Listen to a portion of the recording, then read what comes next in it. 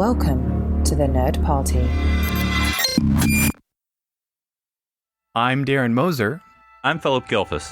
I'm Daniel Prue. And this is Ceti Alpha 3.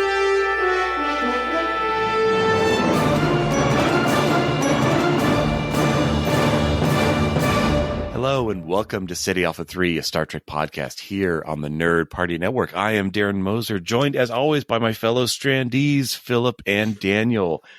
Guys, it's a milestone that not many podcasts hit, and for us, even more so because it's our second show together. But we have reached 300 episodes. That is a lot, guys. I don't know. Though I feel kind of bad for new listeners who are like, oh, I'm just going to binge through. Are you? Because there's a lot to listen to. But yeah, I guess humans like round numbers. So yay. Milestone, right? It's all a human construct anyway. We're not getting an award. We're not breaking even on the money that we don't make from this podcast. You know, it's just a number, but it's a cool number to hit. Yeah. Do you know the 300th episode of Star Trek produced? I looked it up. I was looking it up just in case we were going to do it. It's second season DS9. If I was doing, because I was Googling how many episodes is TOS, how many episodes is TAS, how many episodes is TNG. It was saying second sight. I think it was the episode in season 2, Deep Space Nine. Doesn't Maria have because they have those little stats in the corner? Isn't it like number produced overall? Oh. I didn't even think to look that. Yeah. I thought they had that. Second site is 296th. Oh, you're so off. I was Phillip. close. Well, that was me doing my quick math. So 4 more episodes from that then. Okay, what's 4 episodes from that? I'm clicking away. Click faster, Daniel. 298. 299 is Parallels. 300 is Rivals. I don't even remember that one. It's like 2 DS9. It's like you were like Parallels, which was like, man. So Rivals.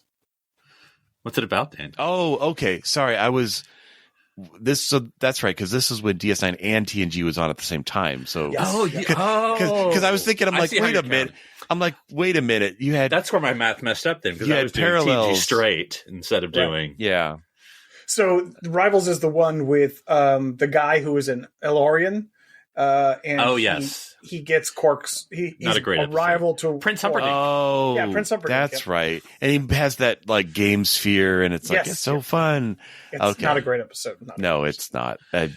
Parallels was so much better. But that because we didn't get much Elorian stuff in Star Trek at all. Really. No, we didn't. True. That's probably it, honestly. Other than Guinan, Soren. And Soren, that's right. Yeah. Mm-hmm.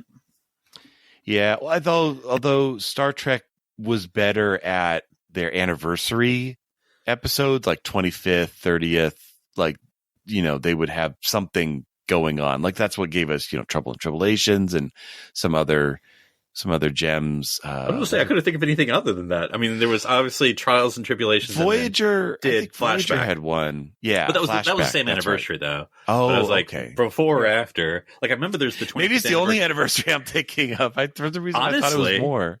I mean, because the 25th anniversary, I was around. The only thing that I remembered, not that from contemporary remembering, I just know it exists, was the computer game. It's the TOS 25th anniversary game, which I think I just didn't. That was Discovery. I forgot about that. I thought Discovery did something for like 50th, 700 or 500 episodes. Like I remember they did something like they actually hit a number, and we were all like, "Great." But I can't remember what that was. But because I can't think of a lot of legacy stuff. This is not saying anything bad about it. I can't think of any legacy stuff in Star Trek Discovery. I mean, other than like I'm thinking of like in the future when Michael looked back at Spock and you got to see old Spock hologram, right? But I can't think of anything else necessarily. On the Guardian of Forever, I guess may have been another callback. But I think that was it's just few and far between in that show. That's how they're playing it. Well, and I think of, was it Into Darkness or 2009? I think it was Into Darkness where they had Spock look at the photo and it's the Monster Maroon. It was actually Beyond, I think. Yeah, I think Beyond. Oh, okay. Yeah. I knew it wasn't 09, but I couldn't remember which one. Because it was basically, that was the acknowledgement that Nimoy had died. And so that was new Spock looking at what old Spock gave him. Because they gave him Ambassador Spock's stuff. Right. Because it's like, what do you do? It's like, well, it's technically yours-ish. It's like, we got to upstate interstellar law. Because what happens when your duplicate self from an alternate timeline dies? Do you get first right of refusal? Yeah, I know. So when Thomas or Will dies, who gets whose stuff? Oh, man. Thomas is like, I don't play the trombone anymore. What am I going to do with this? And Deanna's like, I'm literally his wife. Why did Thomas get all this stuff? He's like, before, Kester, I'm now your dad by law. Oh, gosh. What? It's like, no, that's not how it works. No. The lawyers of the future. Because the way it works, I do now want to know what instrument Thomas plays. Like, is he like? Because that'd be like the diametrically opposed. Yeah. Oh, what would it be? He's not even into jazz anymore, right? He's like a xylophone or something. Yeah. Oh, there you go.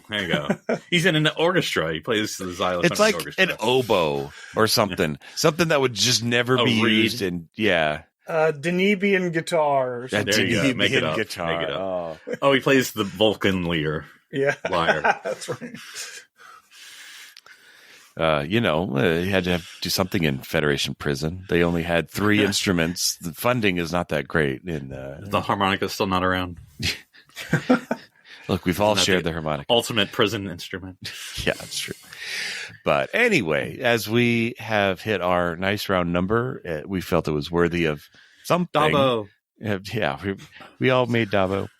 Can you get to 300 in Dabo? I don't know how to play Dabo.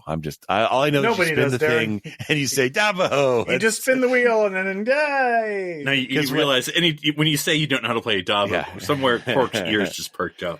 Oh, well, this game it's a very easy game. Just put your because what Dabo is like roulette and Tongo is like poker. Craps. Oh yeah. But because Tongo uses cards.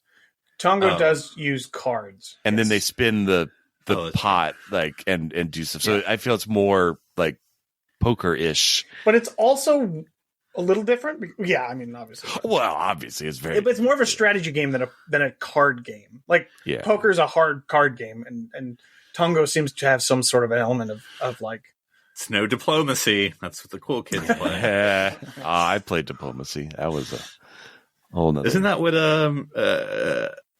What it was with in Lower Decks with Boimler and Rutherford? Oh, that game. Yeah, where it's got Ferengi. Like if you have to lose, basically. Like if we both feel bad, we have both won. Which I don't know. I got overshadowed by the Klingon Challenge spoof one, which is just so funny. Oh god, they have actually, now that I thought about it, done a lot of board games on Lower Decks. Because they have done Klingon Challenge, they've done model kits. They've done all sorts diplomacy. of things. I think there's got to be a Cascot in there. I think there was one. Mm-hmm. Like what else are you going to do if you don't even have your own room? That shared hallway. Well, they go to the bar or that's where they're usually playing. I think with Lower Decks, that was probably one of the scenes where, I mean, obviously humor is all about messing with your expectations or subverting. But like when Boimler and Rutherford break in, and I forget what they're carrying. It looks like they're about to shoot a phaser, and they shoot it, and it's just a projection of the diplomacy game they're now going to play, or it's the PowerPoint slides that they were going to show the Ferengi about how to improve their business. I mean, that was great. We need to do a Lower Decks rewatch.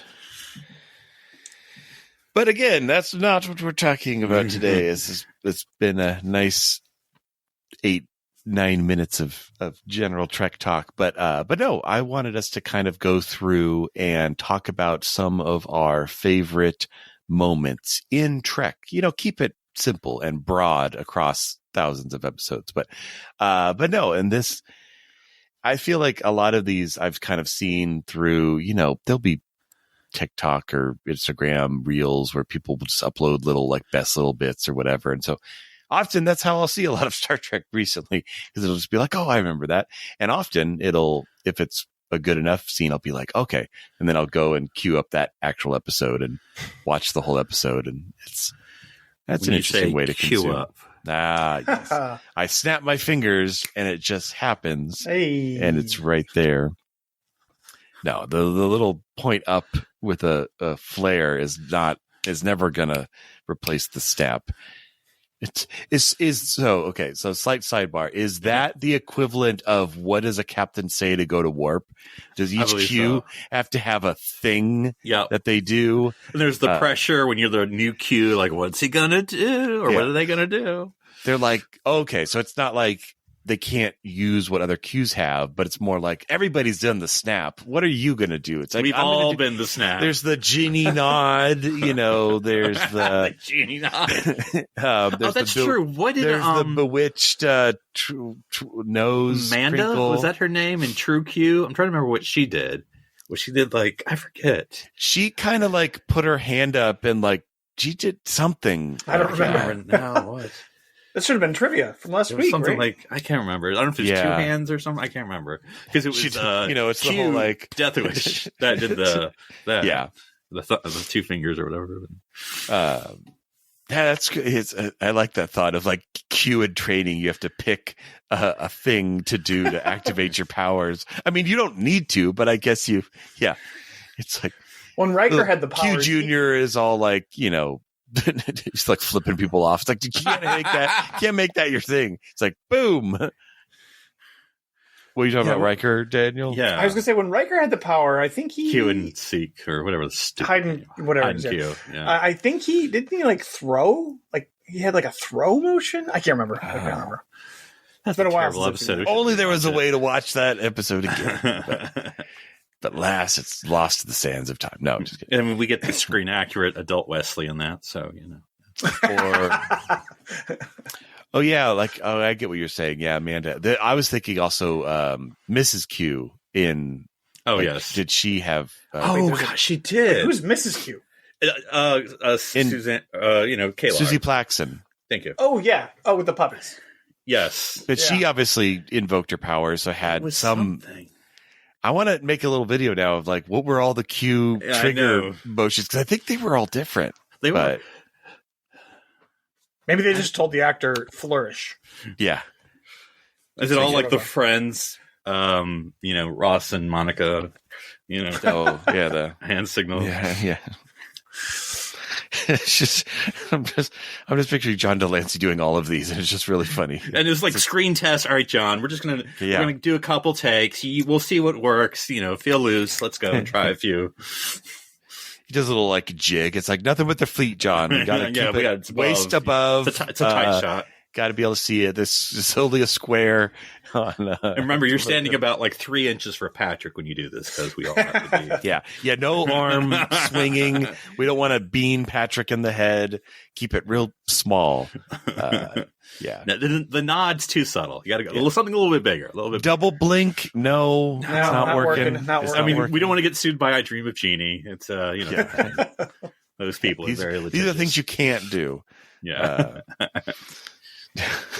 I mean, what's funny is there probably might have been a discussion like this, or they just came up with the snap from the get-go. This is what you could get paid to do all day if you work in the Star Trek writers' room. Do we leave it to the actor? Yeah, I mean, we can, but then what if just as an idea, what do we want to suggest? To pay them every time somebody snaps their fingers. Nah, it doesn't work. We have to ADR that? Or do we want them to... He pulls out a trumpet and plays every time. He's got to summon his abilities with trumpeting. It's like, no, Q, don't Maybe do he that. carries a harmonica and then he a has whole a mariachi band in his pocket. Yeah, exactly. And a cigar. But no. Anyway, that was fun having a sidebar about Q and Q and Q and Q. But so I think one of my favorite moments, and I think we've all enjoyed this moment, it's from the Gambit. Shocker, I know. But it's the Worf gets dressed down by Data scene where Worf has been in a huff about finally we're going to go save the cap. Geez, been long enough. I need my prune juice this morning, grumpy Worf. But he takes him into the ready room and Data just like, I don't want to be around Data when he's angry or projecting anger emotion, because he's not actually angry, but you could tell like he activates the stern subroutine or whatever he calls it, and it's just like, I am, satisfied with your performance, like. And Worf's like, in what way? It's like, dude. Name one thing I've done wrong. Yeah. Remember like 3 seconds ago? Yeah. And Data just lays it out, and he's like, right. And Worf's like, but I've done this before in the past. He's like, true, but you are now first officer, and you're supposed to do as I say, not as I do, blah, blah, blah. But no, that's a great moment. I think, it's a good balance of that conflict, but not conflict. Like, obviously, Roddenberry hates conflict between our characters, but this was good conflict. This was like, do your job. Like, this is a growing moment for Worf. And I think it resonated also because it was about their friendship as well. And, well, one thing I like about that on multiple levels, I mean, it's a good scene as just entertainment and as a story, but I mean, it's a real life lesson. I know not everyone's in the military, so, not necessarily applying to your real life per se, but as far as leadership, it's like, disagree in private, in public, we do something else. Right. But yeah, and also it did something unique in that it gave Data a command ability. Like, in other words, he's not being Picard. Like, you could just say, oh, he's an android. He has his own style, but it's, yeah. Well, and I mean, the other time we see Data in command is on the Sutherland in the Civil War. I know. Redemption. It's not Redemption Part 2, I think. Yeah, I think so. Yeah. And that's also, well, I mean, we say command. He's in a closet with like standing right next to he's never on a bridge. Anyway. But that was also kind of like about prejudice. Like, his quote unquote first officer is like, I wouldn't be a good first officer for you because it's like, dude, you can't just call the android a robot. Like, it's just, well, and I do love he Data does obviously he's not doing it to be funny because he's not funny, but he does it in such a great way. He's like, but it is, again, not to take it in real life. It is how you want to do it. Like, yeah. This is the calculation. Give me your argument. Acknowledge that you've listened to someone. Mm-hmm. You internalize you verbalize that you understand what they said, and then you do it anyway. Because he's like, I see, I request understand. Request denied. And it's like, well, okay. Because I forget, wasn't that person also a lieutenant commander? Like, they were the same rank as Data, so they probably were like, oh, man, we could have a whole episode about people who bucked the system, because you had that guy who was going against Geordi in the Arsenal Freedom. Yeah. Yep. And then, I mean, in this vein of leadership development scenes, then you have, we've talked about it before, Worf and Sisko. After the Klingon trial scene. I was just thinking of the trial is also one of my favorite scenes. There you have, Worf. Like, what was your first mistake? Yeah. And then, of course, the follow-up. Mm-hmm. I was going to say, another scene between those two where it's a very drastically different situation, but where Worf goes back for Jadzia and doesn't complete the mission, and then Sisko basically sidelines him, says, you're not going to be captain now, basically. You can't do this sort of stuff and get away with it. So that's a very different scene, though. But did you watch that episode recently, Daniel?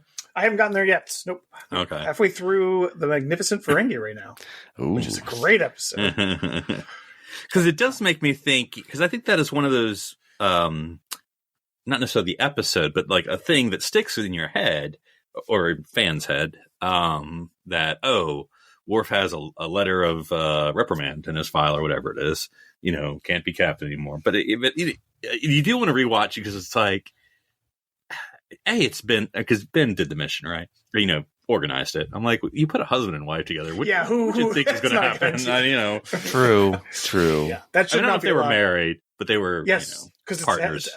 They had to have been, because I haven't seen it yet. No. Okay, so there you go. They've already got married, so that's a terrible idea. To terrible idea. So because I don't see Ben saying, Jennifer, I'll let you get killed here while I go do this, accomplish the mission. That never would have happened. You know what's funny is when you said him having a reprimand in his file, I was thinking Ben would have put it right next to his other reprimand that's in his file from when he went and murdered somebody after they killed Gaylord. Because that's what Picard had to give him. So, it's funny. But So when he killed, was that Duras? Duras, was it one of the Durases? Yeah. No, it was Duras. It was the elder brother Duras and then they were left with the sisters, which is why they hated him. It's amazing. Yeah. Did he get any kind of killing, a candidate for president? Pretty bad, right? When you kill the actual president, when he killed Gowron, no trouble at all, right? Yeah, nothing happened, right? No, see, the thing was though, he took his badge off before he killed Gowron.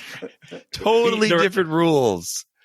Well, that was the justification. He may not have even. I don't even remember. When he killed Duras, the justification for him not having any official sort of consequences was because he went off ship to do it. Right. And which doesn't make any sense. It's like in uniform, right? It does not matter. It's like, well, I beamed down to Vulcan and killed the Vulcan ambassador, but I wasn't on the ship, so no bad. No harm, no foul. No harm, no foul. And there's the same thing that happens with Jadzia, right? She goes on a blood oath mission with all those old Klingons. Oh, yeah. And murders a bunch of people. And then she comes back and she's like, can I have leave of absence to go murder on my murder quest? And Cisco's like, sure, man. I guess she comes back and she's like clinging the blood off her back. Like, what's that? Cisco's like, what's that? Oh, nothing. Yes, this is old blood. Wouldn't know it. I think the difference now is because I think, from dramatic purposes, Worf has the batleth in the air. Will walks right in and is like, Worf, no, and then Worf kills Duras. In Gowron, there were only Klingons in the room, so they got their story straight when they left. Martok killed Gowron. I tried to stop him, but that actually makes more sense. That probably was the official story because there was because the general Klingon population, I don't think, would accept Martok as the Chancellor if he was not the one to kill Gowron. Worf was really involved with the top. He really was. I mean, the Emperor, right? He got the Emperor on the throne. He created the position of Emperor. He killed. He found and killed Gowron. Yeah. So that's right. He helped install him into power and remove him from power. Because what does he say in Picard when he does his long intro spiel? He says Bane of the Duras. Did he say Slayer of Gowron? I think he does. I think he did. So it's like, dude, you're not supposed to. It's supposed to be Mark's. Maybe there's a we new all did the secret. We did the secret Klingon blood handshake to not say who actually killed Gowron. It's a mystery. That's a good question. I don't remember if there was. Yeah, well, we all know there was no fallout, but I don't remember there even being a Cisco saying, "Come on, Lieutenant! You can't go killing the Chancellor of the Klingon." And then no, maybe there was a discussion, and somehow Worf knew, and Worf was like, "So how's that Romulan ambassador doing, Cisco?" I don't think he made it back home because he was off ship. It's just. But again, that's my level of. Bad Starfleeters, it's all justified means. It's when they actually do terrible things, it's like, come on, let's not do that. But Philip, what are some of your favorite? We'll keep going around, and like this, we kind of mentioned an episode, and we'll kind of spider off of it because those are the best kind of lists, the unorganized kind. Oh man, yeah, it's hard. Obviously, it's almost like just pick a series, and even picking a series is hard. I'm watching Enterprise now, and so I'm trying to think of an Enterprise moment. And it's hard to think because I'm in season 2, which I've mentioned before, which is very good. I'm enjoying it a lot. I don't know if any particular scene jumps out at me. Other than I'll tell you what, an episode, and we've mentioned it before. It's actually season 1, I believe, where they basically install the phasers to the NX-01. Oh, that's right. Where they're, you have to turn around because someone has to basically kick their butt, and Trip and Malcolm are like, we're just going to try and install it ourselves. And it's a really good episode. I mean, that's not necessarily one scene, but the scene of, again, it's a leadership thing of because Malcolm, who of course is, is very, I was going to say by the book. That's the word I'm looking for. But he's like, hey, the captain by the book. He wrote the book. Yeah. Captain may think this, but I think, we can do it anyway. It was just a little light mutiny. But, it's called do it first and ask for forgiveness later. Yeah. With the yeah. Well, it's also very, again, I hate to make it all real life, but it's funny because they say him and Trip are like, oh, we can do it. And Captain's like, no, we got to go to Jupiter Station. And Trip and Malcolm look at each other like, what if we just started the work? And then that way it's less work for the Jupiter Station. I was like, fine, whatever. And they're like, okay, we got permission. Yeah. That counts. And by starting we mean start it and finish it. But we're focusing on the starting part you said was okay. Yeah. That's all I heard was start doing work. And so that's what we're doing. Before we knew it was already done. Look, we got 99% done. So it's all start. There's no end. But yeah, and I also because it sort of ties, it's not that it's a big story point by any means, but there's the slight story point that isn't necessarily spotlighted, that the NX-01 left early when they did their mission. Before Tuesday. Exactly. And so they could have done more, but whatever. I'm not going to beat up on Enterprise about this isn't done, this isn't done, this isn't done, we need to do this. But yeah, and so obviously they build it, and then I also experimenting with how it works. They shoot, and they're like, "Oh, that's not a big deal." Well, we tied the power to, and then it blows up the mountain. Yeah. And they're like, "Oh, okay, I didn't know we could do that." And then so that's sort of their new phaser setting from now on is blow up mountain. Yeah. There's 1 and 100. There's work on the in betweens. Yeah, no, and I liked that. I remember that episode because I'm like, are they really going all the way back to Seoul? It feels like they're really far away now, and why would they? And obviously, they end up not, turning around for that long. But I think it was an interesting aspect of early exploration. There's that, you could always go back and work more on your ship and be safer, but that's not what the edge of exploration really is, and that was a big aspect of Enterprise.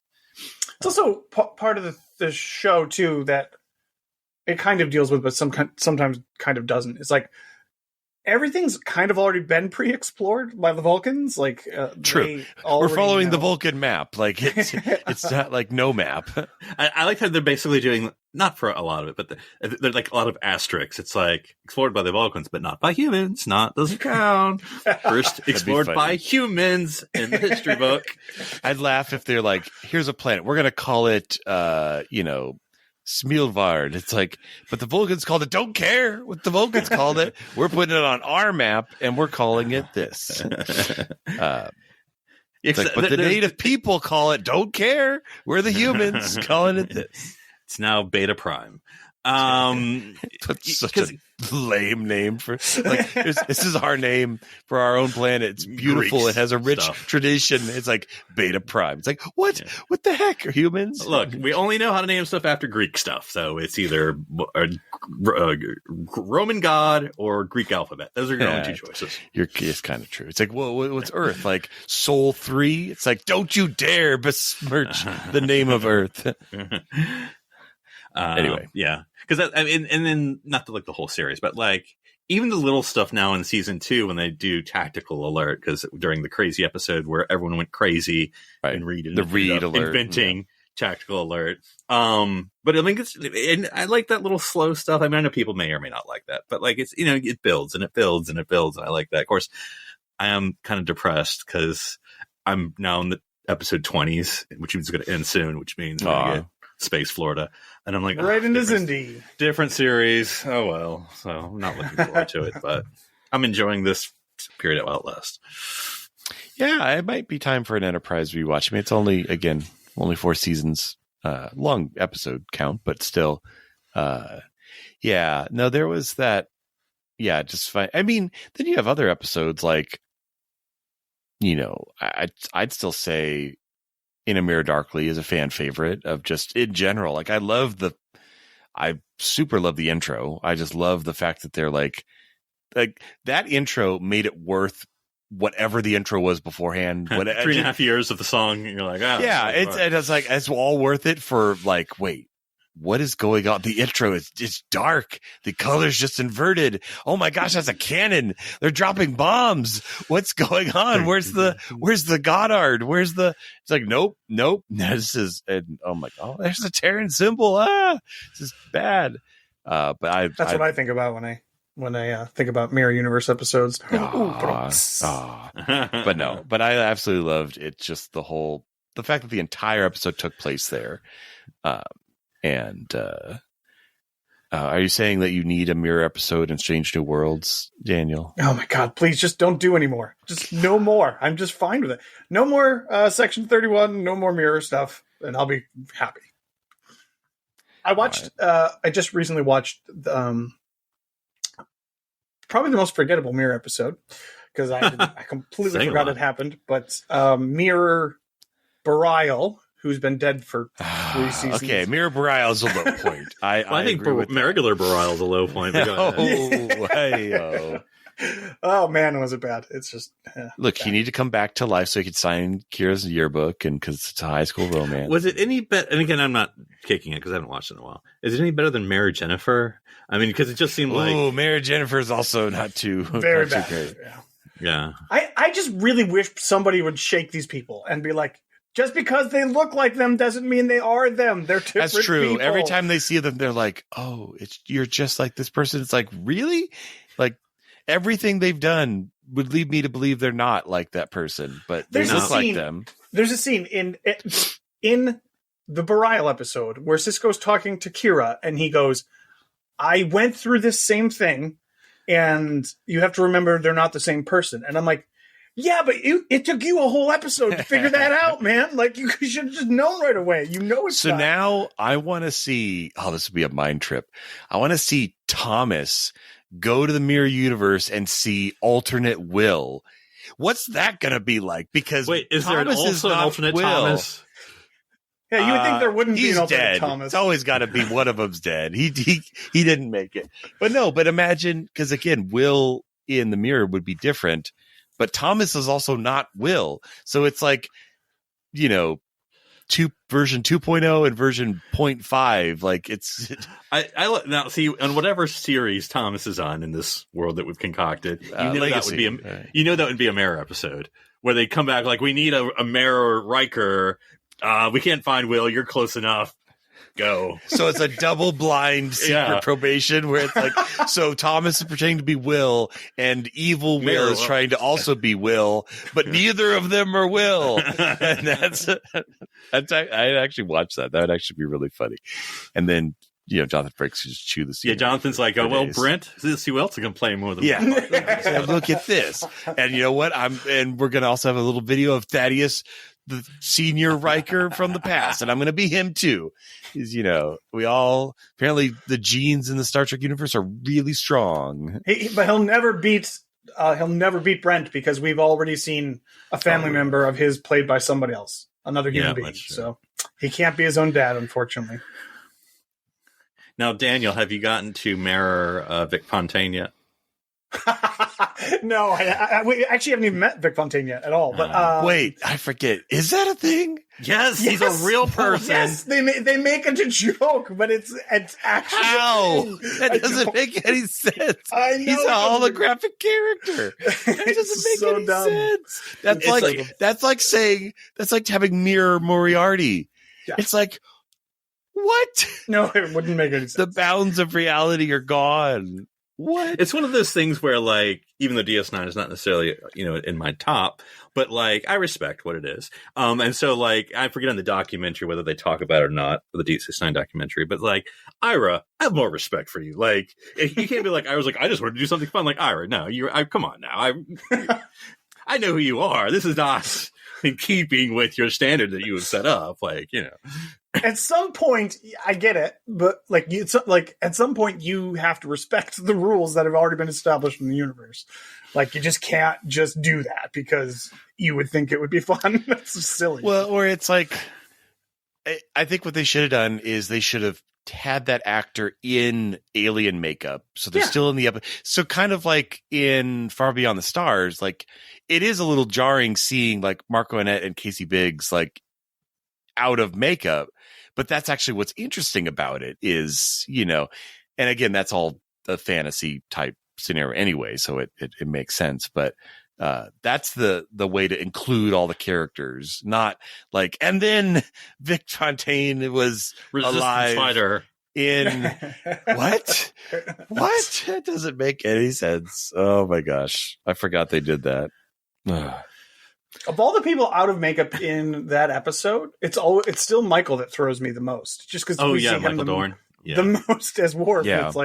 It's like so your weird. head is so smooth, sir. It's like what I always get caught off with J.G. Hertzler. Whenever I see him out of makeup, I'm like, because I mean, obviously the voice. Once he talks, you're like, that's Bartok. But almost without it, you're like, who is this guy? Like this is it, and it's interesting. I was just watching Enterprise. It was Judgment, I think is the name of the episode. It's when Archer goes on trial in the Klingon. Okay. They do Star Trek 6. But his lawyer is Martok. I mean, not, right. Is J.G. Hertzler playing another Klingon? Yeah. Yeah. Martok Sr. of Colonel Bartok, because Colonel Worf. And I don't know, and I'm sure there's an answer. I can't tell whether they're like, oh, we like JG, we always want to bring him back when we can, or we know who can do Klingon makeup and sit in the chair for 4 hours. Yeah, that is true. Which is a limited. We don't want to get someone for the first time because the prosecutor, and I don't know the actor's name, but he's in Babylon 5. Darren Nehruun, like the Badman Bar guy, plays. Okay. Yeah, and so like he's done Minbari makeup in B5, so that's a skill. I'm hand quoting that as a skill, and so it's like they've done it. So it's like I wonder if that's how you hire your Klingons. Like who doesn't mind sitting in a chair for 3 to 4 hours or 5 hours? Well, not only that, but sometimes people don't fit. Like when they put Colm in the oh yeah, in the Klingon makeup, it did not work. That didn't really work. It did not work at all. It's so weird. So Cisco is like a halfway. Like he was going. He was kind of leaning into it, and you're like, you're kind of crazy, sir. Like you're enjoying this a little too much. Like, hey, not in uniform, no comm badge. I can kill anybody I want or do whatever I want. I think that's funny because obviously I don't know much about Avery. But like what little I've seen of Avery, he's like an actor. I'm hand quoting. He's an actor, which is fine. That's those are fine people, but they're an actor. They have a craft and they're serious, and that's fine. But like it's bizarre that I think he likes to ham it up in roles, which you wouldn't think is like, oh, I'm a serious actor. I think of like you put him in like Noah when he's Noah in the Arban Bashir, or Bashir, I presume, whatever the Bond one. Yeah. Like he's chewing that scenery. Like he is loving playing that diabolical Bond villain. Well, to be fair, even as Cisco, he is extremely he can go to 11. Expressive, extremely. You betrayed your uniform. Like, it's like whoa, okay. He's a big personality. He's just what I mean. He fights Erickson so much that he pulls him into the room with him while he's berating him. Well, he's throwing Garrick all over the tailor shop. Yeah. No, he is like that. And that's true. Like, I can't picture Picard being that physical. He doesn't have a physicality. He'll go inward. Where Avery goes outward. And he'll go quiet. So it'll be like the drumhead where he's like sitting there giving testimony and it's like, I'm about to drop a banger and just crush this case, but I'm going to do it like I'm reading Shakespeare and you're just going to get owned. Like that's how Picard does it. Cisco is a little different. Yeah. The room's going to shake when Avery's doing it. I'm not Picard. Because then I think like Picard or Patrick, like doing Sarek when he's doing like the whole of feeling all the emotions, like sitting there. I mean, which is an acting challenge. You sit there and you have to feel every emotion and sitting there at a desk, not fun. But he does it. That's what he does. But yeah. And I think also, if we're going to just do captains, I think Kate Mulgrew is another, she doesn't go big either, but she does, you concentrate on her because she's now in charge. She does like I don't like bullies and I don't like you. It's like, you just, even whether the camera does or not, you just imagine the camera zooming in on her. It's like, she is now in control of what is going on right now.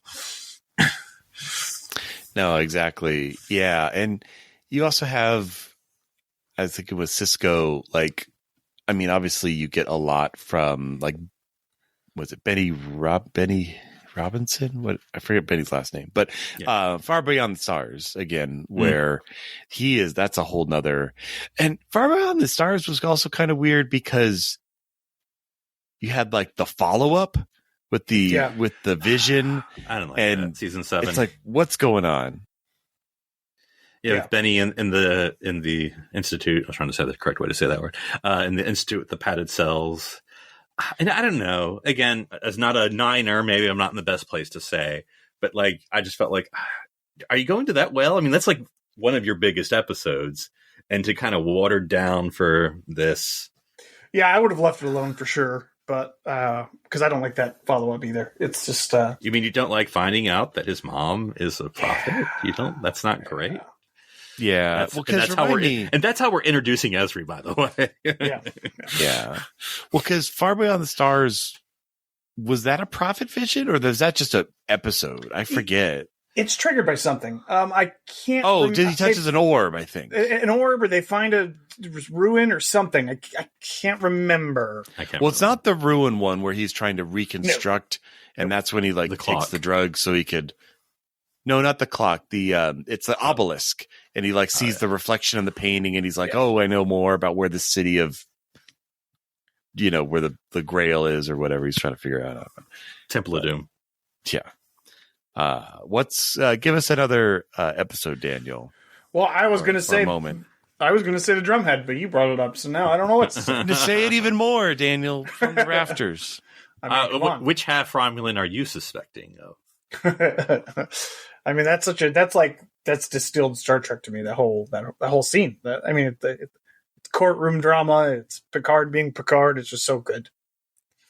He wins by like a well thought out and turning his adversary's father's words against her. Like, dang, that's cold. Yeah, and I think, I don't know, and I'm not gonna try to apply it to the real life. I will just say that episode is up there in being timeless. We'll say it that way. And obviously, the only reason that works because Admiral Sati, retired Admiral Sati. I don't think she has shame. Like, in other words, he doesn't beat her. The only reason he beats her is because another admiral shows up and is like, I'll see what's going on here. And then he walks out of the room because obviously she's crazy. Yeah, so that's. I need a shot now in the hallway of he stepped out and we just see his face change and it's got that like, that woman would be crazy kind of look on it. Like, I got to go get a pad and write this down. Like, something is going on. Now, I would like to see that scene where the admiral gets up and leaves, and everyone's like, okay. And he comes back, like, sorry, I had to take a call. But keep on going. Yeah. Sorry, he's like rebuttoning and straightening. I had to go to the bathroom. He's like, yeah. It's just like, oh, you thought you won? Oh, no. I just had to go. Continue with your witch hunt, please. But now I want, like, for some reason, the chairs are stacked too deep. So he's getting up and he's having to do that, like, side shuffle of, like, sorry, excuse me, sorry. Time to hit the old dusty trail. It's like really awkward. It's like, why did we put so many chairs in this tiny conference room? Like, it's like, give it more space. But yeah, that is because it ostensibly nothing happens in that episode. I mean, like, it is a bottle episode 100%. Is there even a B story, or is it just the straight drumhead? Well, the sabotage, right? Isn't that in that episode? Yeah, that's because like a B plot. Because it's like first, the explosion had happened. It was like what Klingons were suspecting. It's all vague to me.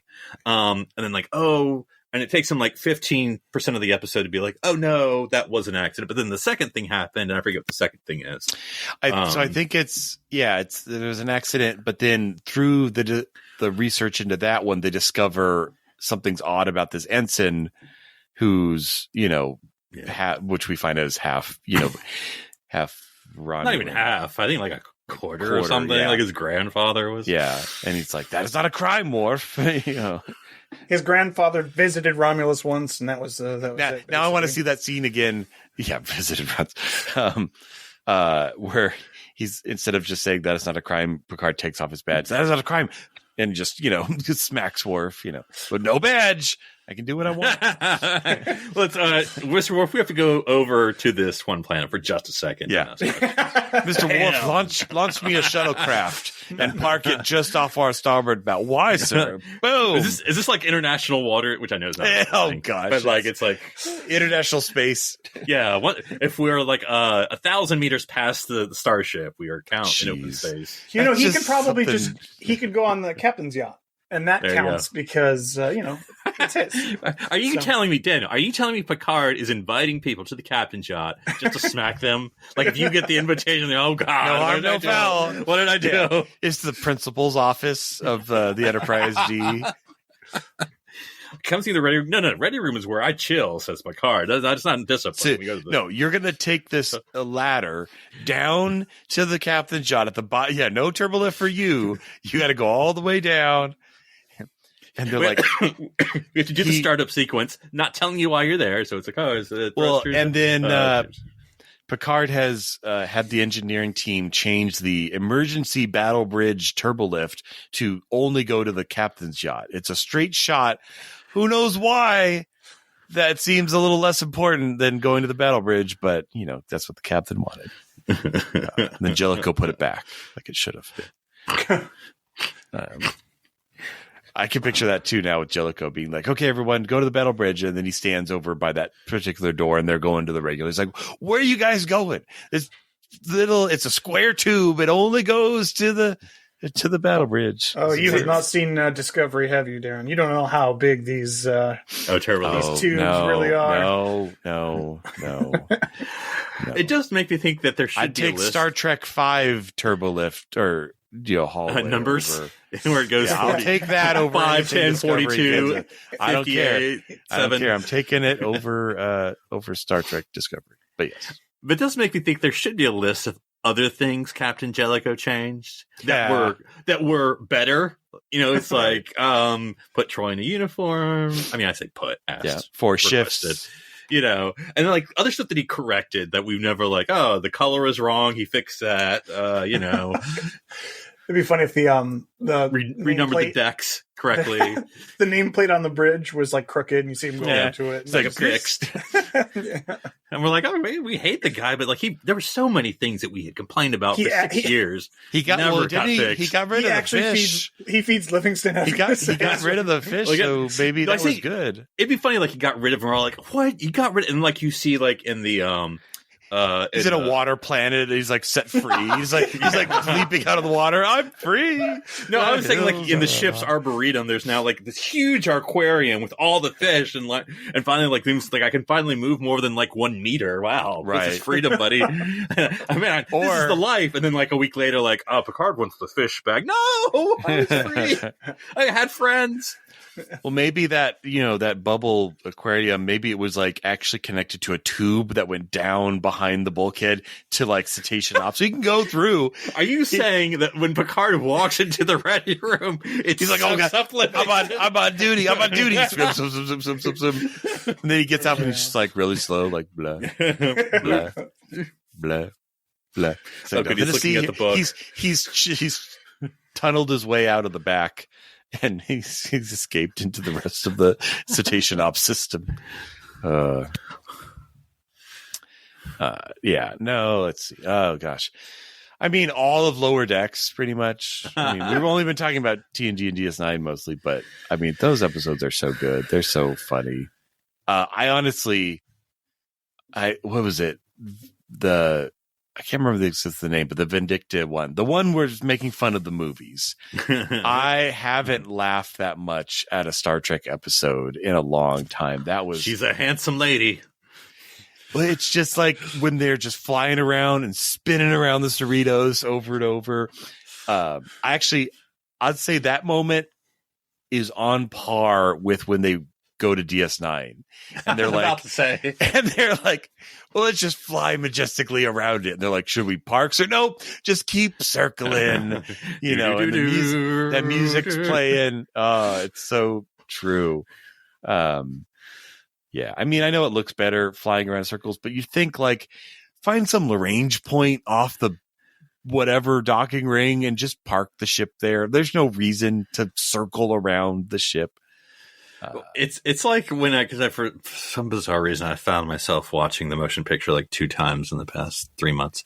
So it's like a day of your life you've committed to that. I don't know why. And I'm always like, you know, of course that scene is stupid, but it's fun. Or it's you know, it is what it is about, you know, the Enterprise on the dock and whatever.